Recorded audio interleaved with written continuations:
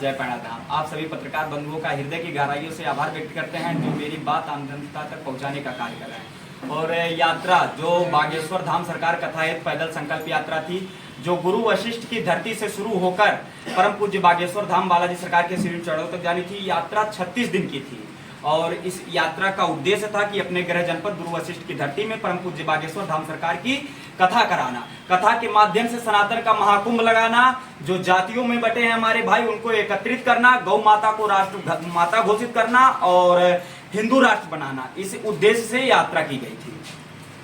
27 में महाराज जी की कथा को लेकर भी चर्चा हो रही है, क्या कुछ आश्वासन मिला और क्या तैयारियां रही? देखिए, इस संकल्प को महाराज जी ने बखूबी सुना और मैं परम पूज्य महंत राजू दास जी महाराज का हृदय की गहराइयों से आभार व्यक्त करता हूं, जो हमारे गुरुदेव हैं, कि उन्होंने हमारी बातों को एकदम अच्छे तरीके से महाराज जी के समक्ष रखा। मेरे तरफ से भी रखा गया कि इस उद्देश्य से हम आए हैं। उन्होंने आश्वासन नहीं, वचन दिया है कि मैं आप बस्ती के प्रत्येक जनपदवासी करें भव्य और दिव्य तैयारी, बागेश्वर धाम से भी आएंगे बस्ती में मुग्दरधारी।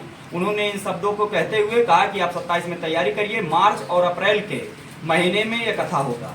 जो आपका संकल्प था वो आपने पूरा किया जी, पैदल चलकर, और कितनी कठिनाइयों का सामना करना पड़ा?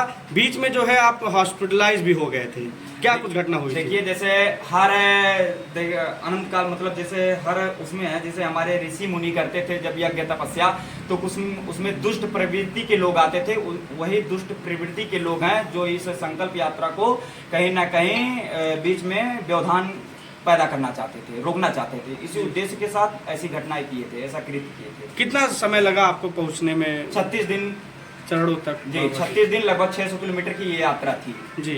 जब आपकी मुलाकात हुई बागेश्वर धाम महाराज जी से, तो क्या कहाँ से शुरू हुई बात, क्या कहे? देखिए, यात्रा तो मैंने बताया कि मैं ऐसे ऐसे यात्रा करके आ रहा हूँ। उन्होंने पूरी बात बखूबी तरीके से सुना और सारी चीज़ें बताएं। उन्होंने आश्वासन नहीं, वचन दिया कि मैं करूँगा कथा। और इस प्रेस वार्ता का मतलब यह है कि बस्ती जनपद के प्रत्येक सनातनी तैयार हो जाएं और तन मन धन से तैयार हो जाएं, क्योंकि अपने गृह जनपद बस्ती में परम पूज्य बागेश्वर धाम सरकार की कथा अप्रैल के महीने में 2027 में होनी है। और आगे की रणनीति जो है कि अभी जो है हम लोग एक समिति बनाएंगे। समिति में जो व्यक्ति बुद्धिजीवी लोग जैसे हैं उनका सहयोग लिया जाएगा, समिति में जोड़ा जाएगा उसी हिसाब से, और एक रूपरेखा तैयार करके और कार्य किया जाएगा। जैसा भी होगा फिर प्रेस वार्ता के माध्यम से आप लोगों को अवगत कराया जाएगा। आप जब से इस कारवां को आगे बढ़ा रहे, लगातार कठिनाइयों का सामना करना पड़ रहा है आपको? देखिए, स्वयं भगवान रामचंद्र ने कठिनाइयों का सामना किए, तो हम नहीं कह सकते कि कुछ कठिनाई थी, बस उनका नाम लेकर के आगे बढ़ रहे थे। ठीक, धन्यवाद।